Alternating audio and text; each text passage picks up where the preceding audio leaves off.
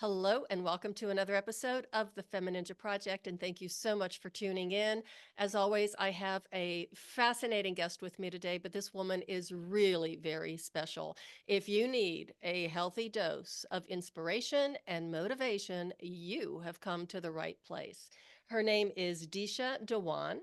She is a biotechnologist, internationally recognized attorney, and successful entrepreneur who gave herself unapologetic permission to take a break from an 80-year-old established business empire to listen to her heart and intuition, to heal from trauma, and to discover a new world of self-love. She is passionate about helping others realize the challenges they face in the journey of life by letting them know that they are not alone, by letting them feel their emotions without judgment and empowering them to be kinder to themselves than they have ever had before. Disha, that's just absolutely beautiful. Thank you so much for being here and welcome to the show. Thank you so much for having me, Cheryl. We It's have great to be already had a fantastic conversation here. offline. So I just want you to tell the audience, tell the listeners who you are, how you've gone through this incredible journey. I mean, you have, the biotechnology, the attorney, entrepreneur, but there's even more to you than that. You have so many advanced degrees that when I was looking through your bio, it's like, when did this woman ever sleep? And when do you sleep? Oh, I sleep a lot now. Oh, I good. slept 9 hours last night. Um, so for me, I think I was always where I come from in India, it was always a thing to be, academically brilliant, Hmm. at least at that time, way back. So I was always the person that was trying to get the best marks and, do all of that, be very academically focused. Um, and but I was always interested in a lot of things academically as well. I think in India, you have this system where after the 10th standard, which is when you're 15, when you're 16 and 17, you choose either arts, commerce, or science. And I remember even going then saying, I'm not going to do that. That's crazy. I want to learn everything. And so I looked at that time, and the International Baccalaureate diploma was very new at that time. So I was doing economics and I was doing English, and I always loved English. And I was doing, all sorts of like really cool French and all of that. And what I didn't realize at that time was that this sort of the way this manifested in my academic interests actually manifested for me in life. Like I have never been okay with just if you look at all aspects of life, so if you have, say, your health and fitness, or your business and career, or money, or your relationships, whether that's friendships or a romantic partner, or you have your own interests and own hobbies, and we all want to learn. There's a quest for learning. There's your spirituality. There's beauty around you, right? Like your aesthetic, your environment, where you live. Um, I was never ready to leave anything behind. Hmm. And the message I had always received was, you can't have everything. You Hmm. have to compromise.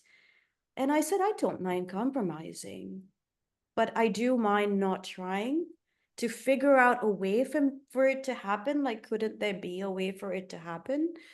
Um, and I think that voice kind of grew louder and louder and louder. So I did my um university. I got a bachelor's in biotech at Imperial College London, and I spent a year researching malaria at the National Institute for Medical Research in London as well. And then I was at Cambridge, where I was um, doing bioscience enterprise. So we're working with the judge at the Judge Business School as well.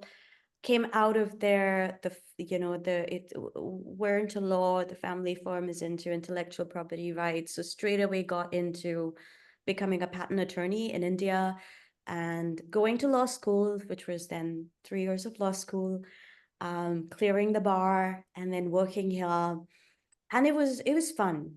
I'll be honest with you, it was fun, because I really got to travel a lot for conferences and business Hmm. development, and I got to meet a lot of people. Um, and I was a speaker at international conferences. I would do all of that. But it was also very interesting because I think for me, I think at some point you have to know culturally where you stand. Mhm. And I always had a passion for writing. I always had a passion for creating as much as you can. I always had a passion for, I know people talk about work-life balance. Mhm. I didn't want to balance. And somebody had this like great analogy, right? So say you're balancing something, right? You have something here, and then you have something here, and now somebody's put something on your head, and you're like, I can't move. Mhm. So how is it balanced? Like that's it's very stiff, it's very rigid when we're trying to. That's how I felt when I was trying to get work-life balance, and I didn't know the answers. And there was also a lot of a lot of trauma. Mhm. Um, and I've spent the last 2 years, um, 2022, I just left. I just said, I'm going to Thailand. And I've always wanted to do a boot camp in Thailand. And everyone said you could only do it for 1 week or maybe 2 weeks. And who does it for more than that? Maybe you're not sincere enough, because why couldn't you just do it in India? If you were sincere and motivated, we have all the facilities. And I said, that's not the point. The point is I need a different environment. I Mhm. need space and time to even figure out what I want to figure out. I Mhm. can't do it with all this happening. And Mhm. honestly, that was one of the scariest things I have ever done, because you feel like an idiot. You feel like you have everything set for you and you're still Mhm. going off, and that just means you're insatiable, or you're one of those people that's ungrateful and can't recognize the gifts and privileges they have, so Mhm. you leave everything behind and you go off searching for nothing. um and a lot of times, your work is your identity, Mhm. right? That's how people see you. That's what your self-worth is all about. And now I was not this like big shot lawyer. I was just a 70 kilo, 5'1" Indian woman trying to get fit at a fitness boot camp. But I think it was something I always wanted to do. And no matter how traumatized I was, no matter how broken down I was, this didn't go away. I didn't let it go away. Mhm. Um, so going back 2020 to 2021, and I'll be very honest with you, I was just hit with depression. There were incidences that led up to it, and I can very well see why it happened. Like, it was like the straw that broke the camel's back. And for a year, I think June 2020 to about June 2021, Mhm. I couldn't recognize myself. I stayed in bed Oh. most of the times. I can't remember much, but and I would walk up and down in my room for 4 or 5 hours, just in my room, to get rid of the anxiety. Mhm. I went through a whole bunch of psychiatrists and psychologists and therapists, and it was very re-traumatizing, to be honest, because they weren't there to kind of understand what the problem is. And I think you have to understand that in an Indian context, there is so much, there's supposed to be so much respect for your elders, or for, Mhm. and as a woman, like, it almost felt to me, at least, that whatever you said or did was by default wrong, and you had to prove it, in the court of people's opinions or people's Mhm. judgment every single time. And it could be the littlest thing. And what that does is you stop trusting yourself. You don't Mhm. have a chance. How do you Mhm. trust yourself when every little thing you say has to be proved, you know, in detail, Mhm. excruciatingly? Mhm. Um, Yeah, that in it, itself is so re-traumatizing. yeah. I mean, I used to get, I'll be a little bit more honest here. I used to get things like, if I had any issues, um, I had therapists telling me, just shut up and just be grateful because at least your education was completely paid for. And Oh, that's real helpful. so and I just said, yes, I understand, and I'm still very grateful, and I don't understand why you think I'm not grateful. You're not inside me. You don't Mhm. know how lucky I think I am. You don't know how many times a day I thank God, I thank the universe, I thank whatever happens around me, I thank people around me. You don't know. But to use something that is upsetting me and it's traumatizing me and it's killing me and it's breaking, I was a shell. I had no confidence. I had no like self-esteem. I was like, that's it. Something had broken. And to come back at that point and say, no, no, even now you have to be grateful. It's like, you don't know. Of course I'm grateful. Um, so I had to push these people away, you know, and I had to, and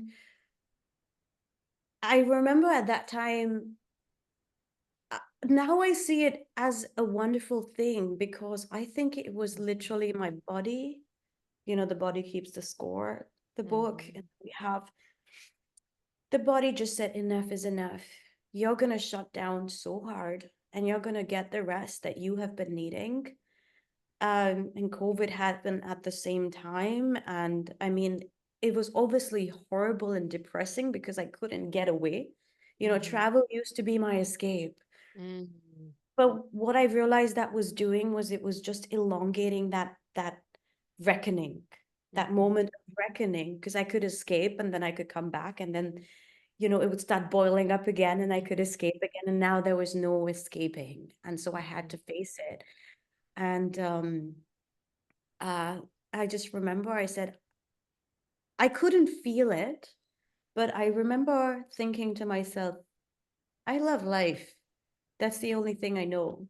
And I love life so much, and I've always wanted to see so much of life, and it excites me. And I had forgotten what excitement was. These were Mhm. all words I said without any feeling during that year of depression. I Mhm. said joy used to be a thing. Mhm. And I said, it has to be one way or the other. Like, this is not how I'm living life, and I love life too much, so we're fixing it. But Mhm. that did come after months of just literally being depressed. I lost a lot of friends because I was always what you're seeing now. I have always Mhm. been like this, like a firecracker, right? Like Mhm. doing stuff and getting people's energies up and, organizing things and planning things and taking care of my friends and everything. And now suddenly I was achieving things, right? All the Mhm. awards and all the kind of accomplishments and everything, right? Uh, and here I was just like this broken shell. And a lot of friends that I had just didn't want to be around me. They were just like, you're useless to us, or you don't provide any value to us. Some of my closest friends at that point literally said to me, like ambushed me and said, you don't provide any more value to us. Go fix yourself, and when you fix yourself, you can come back. Or go report to us after 3 months, and if you've made any progress, then you can come back, but report to us. And I was like, I'll be polite right now, but you know what I want to do right now. Yeah. Yeah, I do. So, I mean, that's and then just putting salt into the wound. You're that was tormenting a hurting more. person. That was even more traumatizing, and Yes. it came at the point when I had gone through this year of depression, and I was like, I'm finding the answers, right? And when I found the answers and I looked at what trauma is, and I wouldn't even use the word trauma, right? The Mhm. T word, because it was like, how dare you say you have trauma? There are other Mhm. people out there in the world who have it worse. And, I'm Mhm. sorry, I don't know if this is too much, but um, one of the people told me, one of my closest friends at the time told me, you don't have trauma, you don't have, it was a diagnosis of complex PTSD, CPTSD. Mhm. And you're still coming to terms with it. You're like, what is this stuff? And he just told me, when telling me to get lost was basically that, PTSD is just for rape victims and war veterans, and you're neither. So you can go to hell and you're just bullshitting and you don't actually want to do any work. You're just throwing a tantrum, right? You're just not happy with your life right now. So instead of doing something about it, it was very hard, Cheryl. Like even now I can feel the kind of the journey that Mhm. you come here from, you know, starting there. Um, Mhm. it was hard to get like hit with more trauma, especially when you realized, oh wait, this is what it is, and this is, Mhm. at least you could name it, right? You could Mhm. name it and say, oh, this is what's going on with me. Um, yeah, so it was that was where it came from. And when I left finally in July 2022, I I I wanted to focus on my physical fitness. Mhm. I didn't have a goal. Like I didn't have a Mhm. weight goal or anything, but I'll tell you what I did have. I was like, this is what I want to look like. I want to have a sculpted body. I don't mean like the crazy sculpted, like really, bodybuilding style, but I was just like, listen, I'm an Indian woman. I've always had a bit of a paunch, so it would be so nice to kind of, have like sculpted obliques. I don't know, it just felt like it was calling to me. And I sat down there and I told a guy who owned the gym, I said, yeah, I want to look like JLO. And that was it. And I was like, it's not about the genetics or anything. I think the body type, and I think, and I went very open-minded. I said, I don't know what it takes to have a figure that looks like that, and I don't even know genetically if I can. But Mhm. what I do know is having that as something to visualize and keep in mind. Mhm. I know I'm going to push myself with my fitness further than I ever think I Mhm. could go. And I remember my coaches would be like, I'd be dying doing some exercise. I'd be like, oh, I'm not doing it. And they'd be like, oh, come on, JLo, let's go. I'd be like, oh, okay, let's go. So whatever works for you, right, as a motivation. And I'm still getting there. So Um, I just have to interrupt and ask one thing. yeah. So this was then all of this that was going on with those experiences with the psychologists, et cetera, the therapists and your friends, I'm using air quotes here, that told you just to get over it. Was that when you decided that you were going to take charge of your life by doing this boot camp? And I mean, so you didn't just say, hey, I think I'm going to go to the gym. I mean, a boot camp.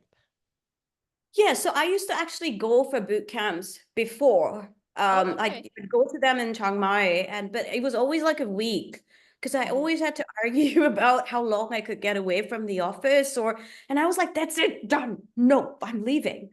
So then I went to Samui, and but the boot camp had always been a part of me. Mhm. Like diving had always been a part of me. I went diving when I was, I think 2013 or 14. I did my first course, and then I didn't dive for 7 years after that. For one reason or the other, right? Mhm. Life always gets in the way, work Right. gets in the way. There's so much that gets in the way. And Mhm. I think I had saved all these things inside me. So I think it went simultaneously. Mhm. Excuse me. It went simultaneously where I had um all this realization of the trauma and what it was Mhm. doing to me. And then I had all these Mhm. passions. And honestly, I had hidden the passions away for a long Mhm. time because the current reality was too painful to look Mhm. at them. Because when you look at them, you see your passions and Mhm. you see how far away you are from them, or Mhm. you think, how am I ever going to have them in this life? And that's more painful than, Mhm. like you said, any physical pain that you could feel. And the other thing I used to hate was looking at some of my passions that would come up and say, I'm not doing anything for you. I'm not taking good enough care of you. Mhm. So I don't deserve to have you. Or it was too painful to face it. And I used to hide them away deep, deep, deep down. Mhm. But they keep coming out. And I would want them to come out, you Mhm. know? So I think that's when it all came together. So, and now the boot camp was it 4 weeks? So I went for 2 months Oh and my I God. lost about 10 kilos. Um it ended up, it was 2 months, but I ended up going back there um for at least 12 or 14 months, I don't know, Mhm. over the last 2 years. I Wow. started using it as a base of things, and then it wasn't Mhm. about the boot camp anymore. It was Mhm. about my fitness journey. Mhm. Uh, and honestly, I look back at the last 2 years and it was never about the weight. Like I Mhm. had written a bucket list once and I wrote, run a 10K, and run a 21K. And it always like I always admired people that could do that. I was like, man, this is so cool. But it wasn't for me because, like I said, I didn't really have that much sport when I was younger at all. Like I started weight training at like 26 or something, only because I had a busted ankle. Um, and so and then I remember canceling it out of my bucket list, like really. And I had even dared to write run half an Ironman, right? And Mhm. so one day I took a knife and sorry, a pen, and I was just like scratching through it, right?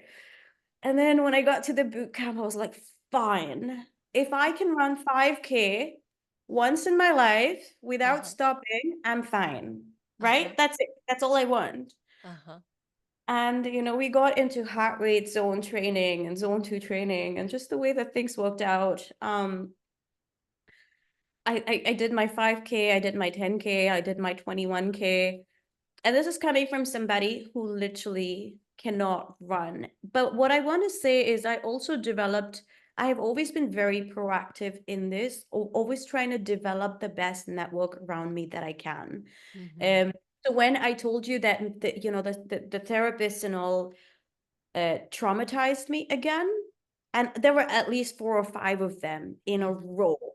But to get up again and then find the right people still to keep still looking, it was really painful because you're expecting your heart to break one more Mhm. time. All over again.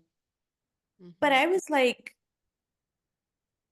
I don't know any other way because I will find the answers. I'm not gonna live with this feeling of absolute sadness, of Mhm. absolute I can't. I know that there's joy in life. I felt it Mhm. before and I can feel it again. And so actually I found my counselors and therapists on Instagram. I started from Instagram and now it's quite common, but back then 2 years ago, I'd follow certain pages and I was like, "Hey, can I work with you?" And it started there and I came across, and I would love for any of your audience who, if they're looking for something that really like, I can just share what really helped me, Mhm. um, was coming into, first it's an environment where you can trust and feel safe. Safety is so important. Mhm. Everything else comes second.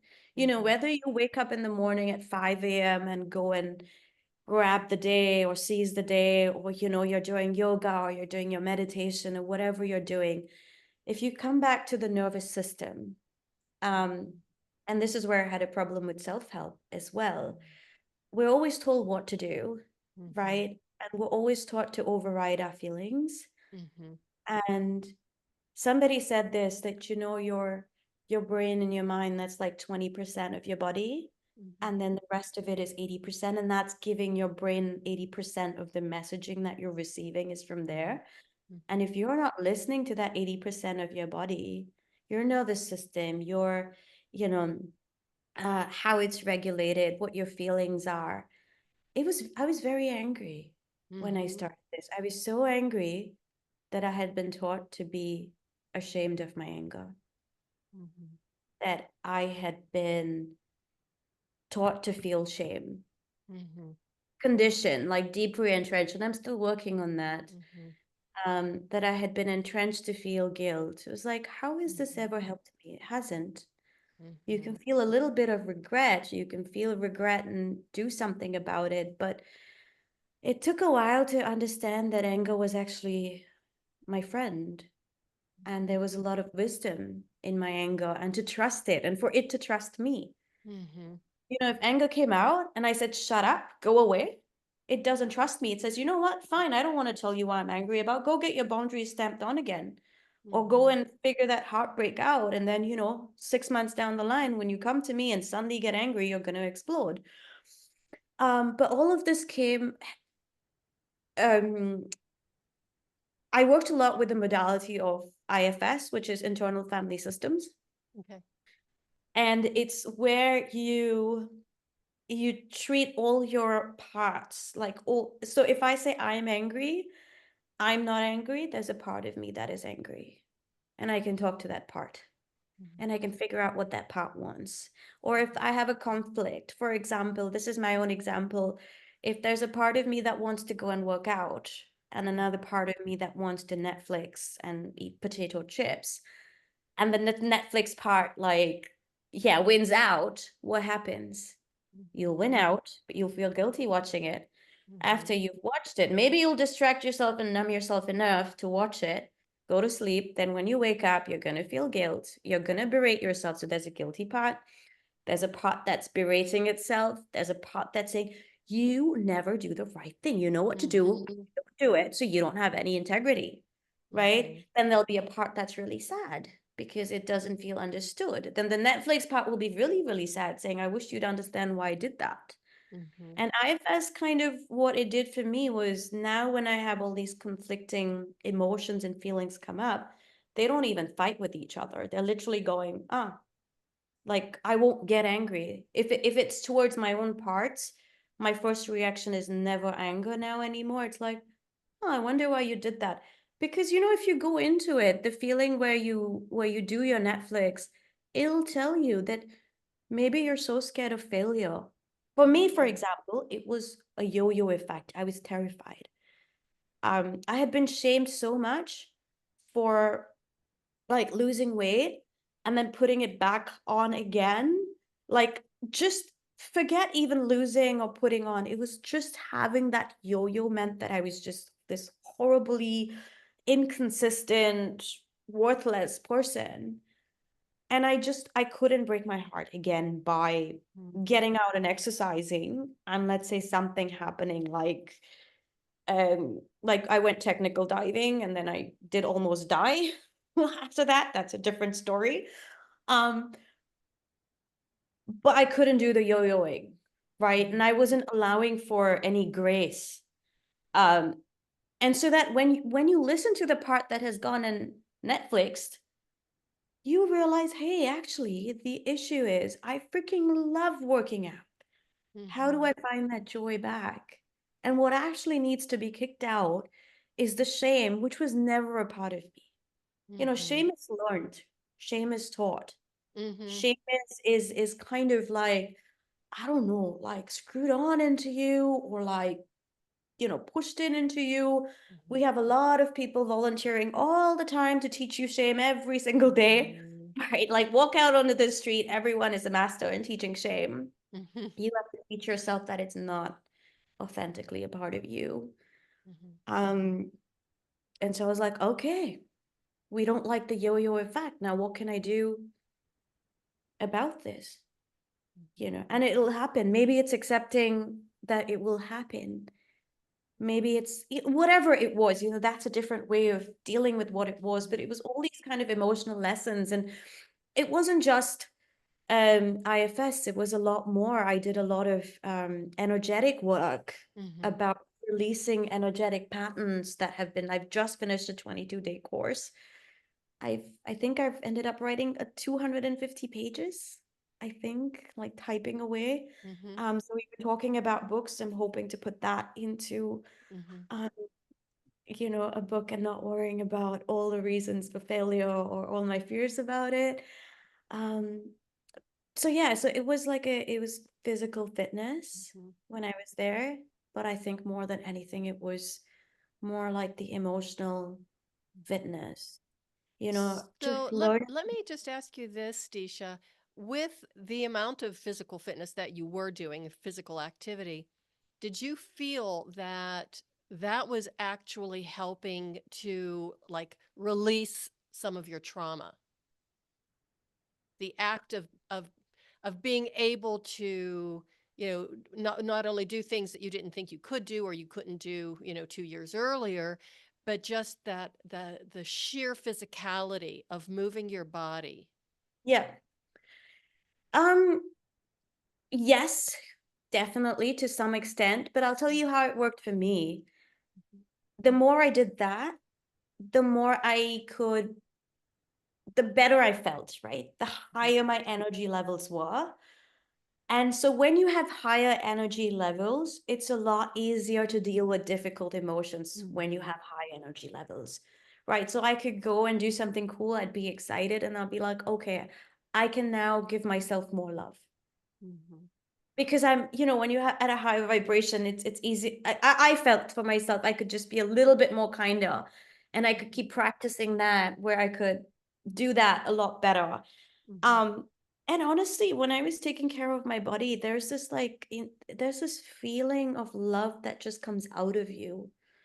You experience that kind of love for yourself. And I think doing things for yourself physically is one of the quickest ways I think that you can start feeling that love for yourself. Because when Mm-hmm. you're taking care of yourself, it's there, you can touch it, you can feel Mm-hmm. it. um like I'd go to the physiotherapist, or I'd go and do recovery or do cupping or it really painful physio, but the next day I'm feeling so good and I'd be like, I do love myself, Mm-hmm. and I see myself lifting a weight that I couldn't lift before, and I'm just so grateful that my muscles were made for strength, and I'm taking care of them. And Mm-hmm. there's a quote I'd love to share with you. Fitness, like for me, it was always this quote that I read by, I think it was Socrates. And when I read this quote, it it already applied to me. Like Mm-hmm. I knew this is how I feel already. I didn't start feeling that way because of the quote. But the quote is, you know, no man, woman has a right to be an amateur in the matter of physical training. It is a shame for a man or woman to grow old without discovering the strength and beauty of which their body is capable. Mm-hmm.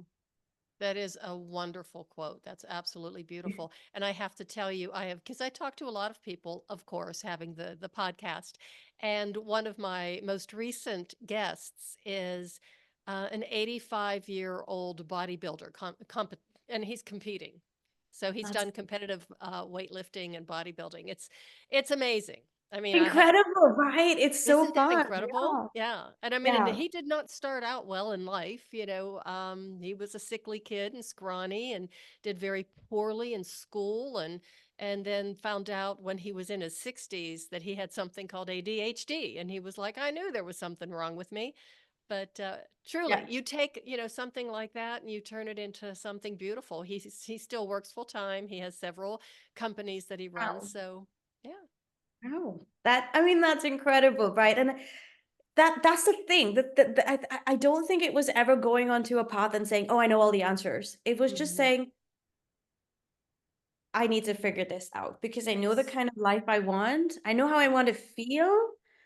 Like I love feeling the joy. I love surprises. I want life to surprise me. I want to,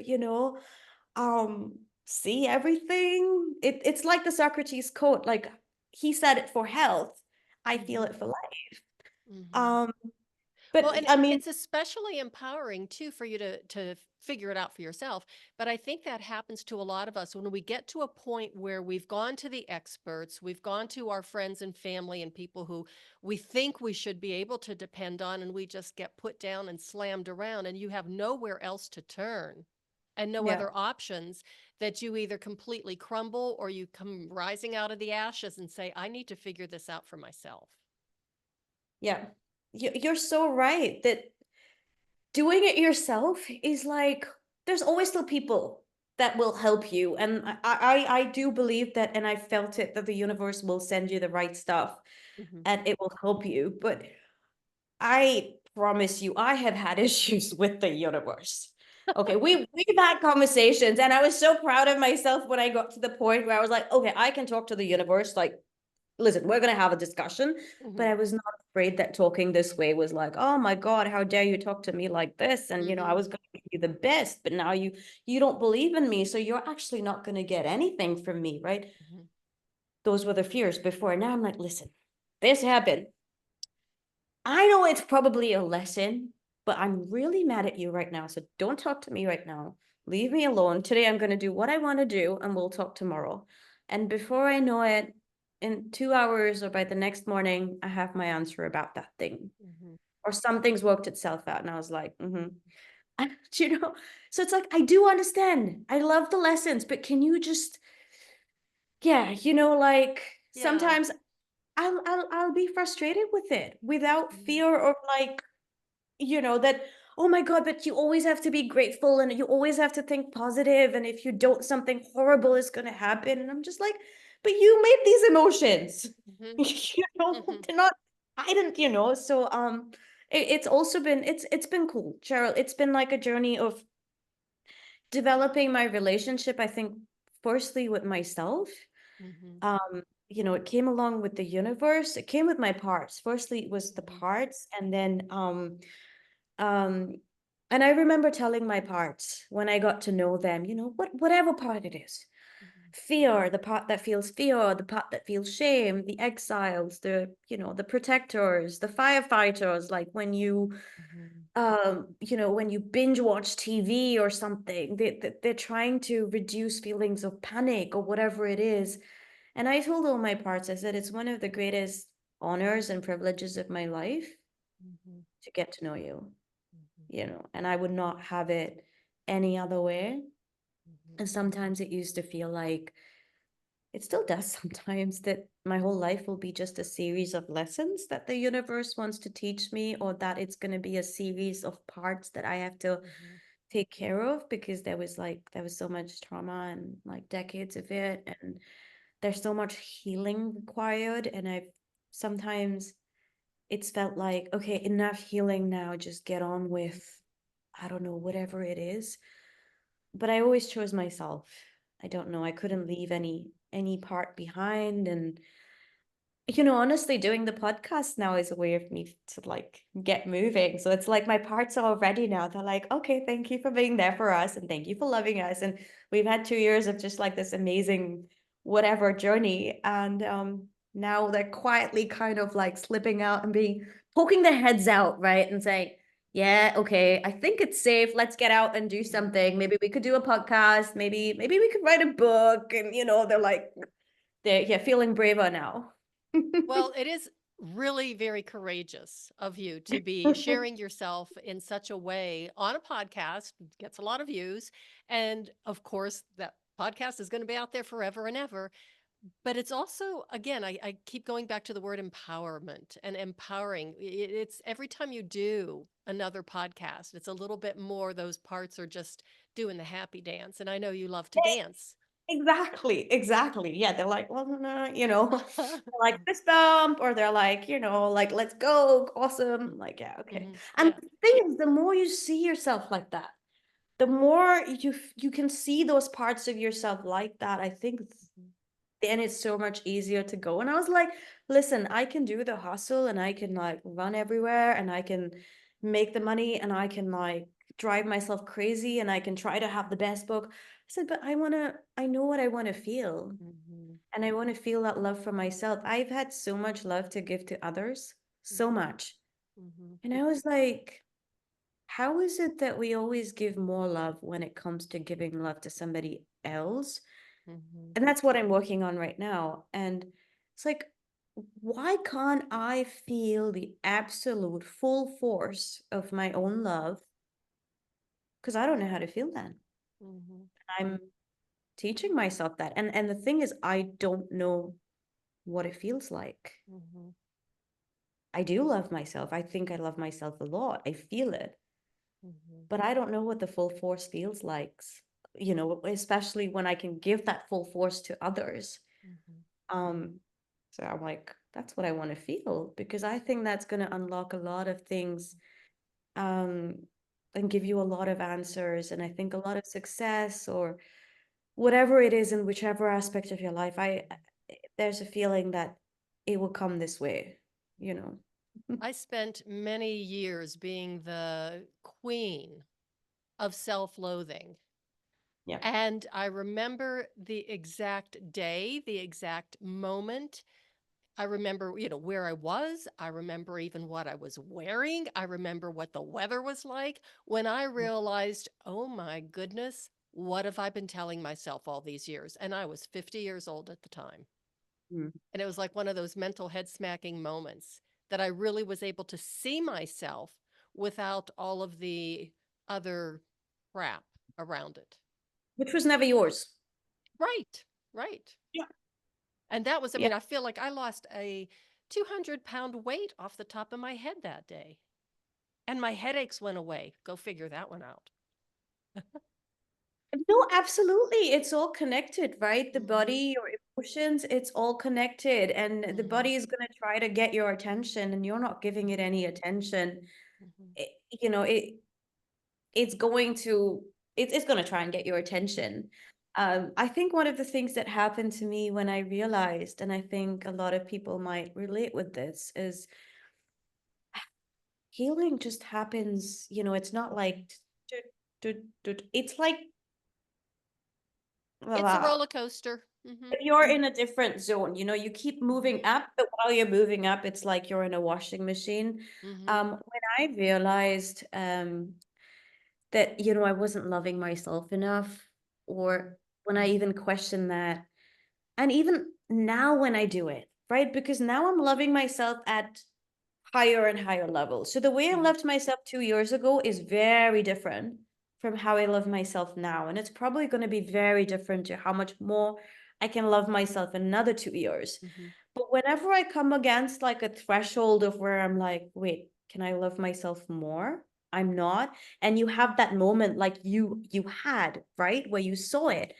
And then you move on to a higher level of loving yourself. At those times, I've had moments where I've just stopped and broken down, and I said, how could I have not known how to love myself like this? Mm-hmm. How could I do this? How do I even face myself that I've allowed this to happen? Or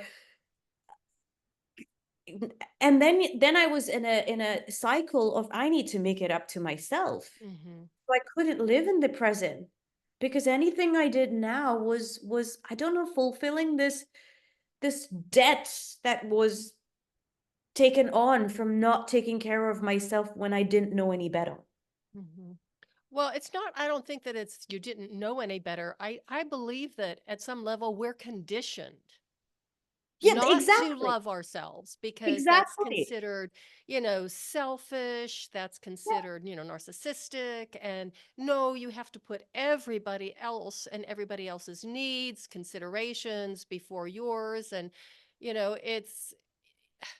it's started from a young age. Yeah, and that's exactly what I'm talking about, right? That's exactly what I meant, because you didn't know any better, because you didn't know the conditioning was Right. happening to you. Right. You didn't know how all the love was being taken out of you Hmm. or And the used shame was elsewhere. replaced And with love. Yeah. yeah, but love for yourself is your biggest resource. It's Hmm. yours. Hmm. To have that exploited or to have that taken away from you for yourself, that's not okay. It's like when you take somebody's food away, and they can't like have that food for themselves. Hmm. That's what's happening here. If they choose to share the food and we get together and we make more food, that's great. Hmm. But to take it away from someone, whose food it is, I mean, that's what I can think of. Um, and that was hard, but just moving, I think, just figuring out what my body could do, it just Hmm. gave me so much joy. It was like Hmm. exploring what my muscles could do. It was like, I'll give you an example. I was in the gym, it was really hot, and I was very conscious. So I used to always wear full tights. I would never wear shorts. I'd always have like my t-shirt on. And one day it was just too hot. We didn't have air conditioning. And I was doing squats and, back squats, heavy squats. And so I took my top off and I had my gym bra on. I couldn't care. It was too hot. And I remember squatting down. I had like maybe 50 kilos or 55 kilos on my back. And as I get up in the mirror, I can see my core just contract. Hmm. And at that point, I stopped hating my stomach. I just looked at it and I was just so full of awe and wonder. I was like, just seeing that contraction, the way it did it, the strength, the power, like the beauty, the elegance of me lifting like that much. I was like, how could I ever have Mhm. said anything bad? I'm not gonna say that I didn't say anything bad. I'm not gonna say even today when I was wearing this dress, I was like, oh, my tummy's coming out. Maybe I should, do that, right? But it's a different energy. It's like, hey, tummy, Mhm. what do you need? Come on, we're gonna like keep going and you know. Um, but that hate, that absolute like, I will not wear this out. I won't wear a bikini. I won't wear shorts. That's it. My wardrobe changed. I might still look at my stomach and go, oh man, I need to take more care of you. Mhm. But that's me saying, I love you. I want to take care of you. Mhm. Not you're so disgusting. And oh my God, I can't, I'm like, no, you're great. And you're so soft. And you're like, you're awesome. You're so strong. And what can I do for you? Yeah. So So, that's what the okay. business does. Yeah. So now I have another question for you, and this is something that's been in the back of my mind during this entire conversation. Yeah. Have you ever thought of, or are you considering maybe in the future of coaching women to love themselves? Yeah. Yeah, no, absolutely, absolutely. So my whole plan, everything that I'm talking about, honestly, Cheryl, is something I'm so passionate about. And I think these are the basic life skills that we need, not everything else that we learn in school, like history and geography and all of that is great. And Mhm. the distance to the moon, it's fantastic. But if you're not loving yourself, if you're not getting to feel what loving yourself feels like. I don't know if um I d- it doesn't feel right to me. So I want Mhm. to I am making the transition now. Like I said, Mhm. um I'm figuring out a way for myself to be of maximum service to people, to help Mhm. the maximum number of people that I can, through writing books, Mhm. where I share these stories, which are real stories. Like, how many of us have not like looked at our stomachs today? I think maybe everybody that's there has probably looked at their stomach today and how are you looking today, right? But we can change the way we feel about it. Isn't that awesome, right? Mhm. And we don't talk about the journey of trauma. We don't talk about how alone you feel. We don't talk about sometimes you think that there won't be any support coming. And Mhm. sometimes there isn't. And sometimes there is. And how do you navigate that? And I the real feelings of going through all of that and not the pretty version and oh look I've lost this weight and I Mhm. can run 21K now and I do ocean man swim competitions in the for Amazing. none of that, right? None of that. That is there too. But I want to write books about it, and I think it's important for me to create media around it. Mhm. Um, I used to always think like, I wish these were the messages I had growing up. You can Mhm. be what you can see, right? So for a lot of women, if you're looking at a story of a woman who has this to deal with, and she then handles it in a very different way, what we're taught to think of things in binary, right? Like either this is a good thing or that's a bad thing. This is the right decision or this is the wrong decision. No, Mhm. it's like, but those are only two decisions. And I've had to teach myself that actually there could be a million ways in which something could work out, and Mhm. that could have the best of everything that you want. Mhm. Um, and I would like to teach all of this. I'd like to teach these ways of feeling, Mhm. of loving your emotions, of accepting them. And so, yeah, I do definitely want to teach, but I also want to write because I think that Mhm. can reach a lot. I love writing. Just I can just write. Like I can't stop when I start writing. So Well, you um basically you already have the books written. You just don't have them organized and edited and on the shelves yet, but you have written. oh, yeah, I think it's more the organization. I told you I've been worrying about how do I get all this information across? How do I Mhm. do it for somebody? And emotional health and emotional well-being and self-love. It's such a huge topic. Look at us. We've covered so many different topics today. Mhm. And we could choose one topic and write a whole book in that. Mhm. Right. Absolutely. And Mhm. I think that's where again, be very vulnerable because that's where the problem has been for me, saying, Hmm. okay, do I write about how to have a relationship with pain or how to have a relationship with time or how all the incidents where me and anger had conversations or, Hmm. what were the machinations of my brain or, oh, the big one, self-worth Hmm. and deserving and get the law of Actually, attraction in there, I you love know? the idea of what you're talking about, the conversations with anger, especially. I think some of those could actually be really amusing. Yeah, yeah, my anger is really amusing. Hmm. It's yeah, it's sort of waving at like, it's like, yeah, yeah, good, give me a mention.